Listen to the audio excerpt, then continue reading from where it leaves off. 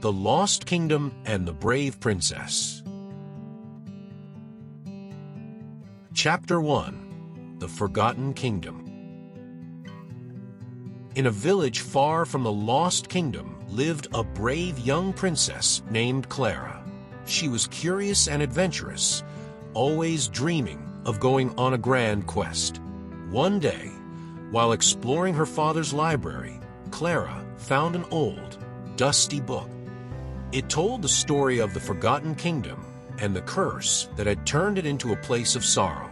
Clara was determined to lift the curse and bring the kingdom back to life. She knew it would be dangerous, but she was not afraid. The next morning, she packed her bag with food, a warm cloak, and her sword. She said goodbye to her parents and set off on her journey. Chapter 2. The Wise Old Woman. As Clara traveled, she reached a dark, mysterious forest. The trees were tall and thick, making it hard to see the sky. The only sound she could hear was the rustling of the leaves in the wind. Clara knew she had to cross the forest to reach the Forgotten Kingdom, but the path was unclear. Suddenly, an old woman appeared from behind the trees. She had kind eyes and wore a long cloak, holding a wooden staff. "What brings you here, young one?" she asked in a soft voice. "I'm on a quest to lift the curse from the Forgotten Kingdom," Clara replied. "Do you know how I can find my way through this forest?" The old woman smiled. "I see courage in your heart, but beware, the path is not easy. You will need 3 keys to break the curse: the key of truth, the key of kindness, and the key of courage." Clara listened carefully. The old woman handed her a small map. "This will guide you to the places where you can find the keys. But remember, each key will test you in a different way."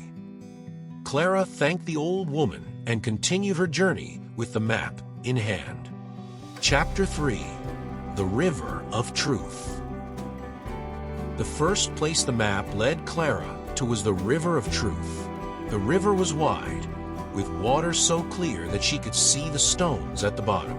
But as she approached, the water began to rise, forming a barrier. A voice echoed from the river. "To cross, you must speak the truth, even if it's hard." Clara thought for a moment. What truth was the river asking for?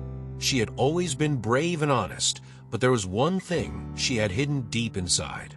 She was scared of failing her quest. "I'm afraid I won't be able to lift the curse," she admitted aloud. "I'm scared that I might not be strong enough." As soon as the words left her mouth, the river's water calmed, and a small boat appeared. Clara stepped into the boat, and it carried her across. On the other side, she found the key of truth shining brightly on a stone. Clara smiled, realizing that sometimes admitting your fears is the bravest thing to do.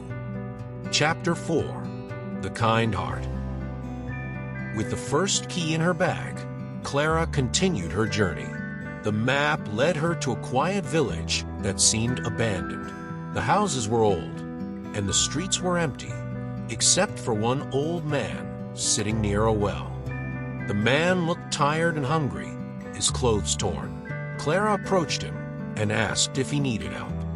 "I have not eaten in days," the man said weakly. "Could you share your food with me?" Clara looked at her bag. She only had enough food for herself, and there was still a long way to go. But seeing the man's sad eyes, she couldn't refuse. She handed him her bread and cheese, and the man ate gratefully. As soon as he finished, the man stood up and transformed into a bright, glowing figure.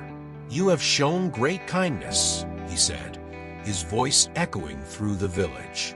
"For your selfless act, you have earned the key of kindness." Clara was amazed. She had passed the second test without even realizing it. With 2 keys in hand, she was closer to breaking the curse. Chapter 5. The Cave of Courage. Clara was amazed.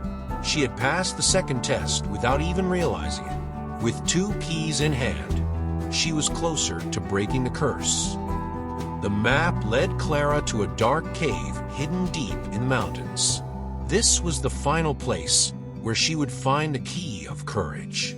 The cave's entrance was cold, and the wind howled through the narrow passageways. Clara stepped inside, her heart beating fast. The cave was pitch black, and every sound echoed off the walls. She could hear strange noises, whispers and growls coming from deep within. Suddenly, a large shadow appeared in front of her. It was a fearsome creature with glowing red eyes and sharp claws. Clara's knees trembled, but she held her sword tight. To take the key of courage, you must face your greatest fear, the creature roared. Clara knew this was the final test.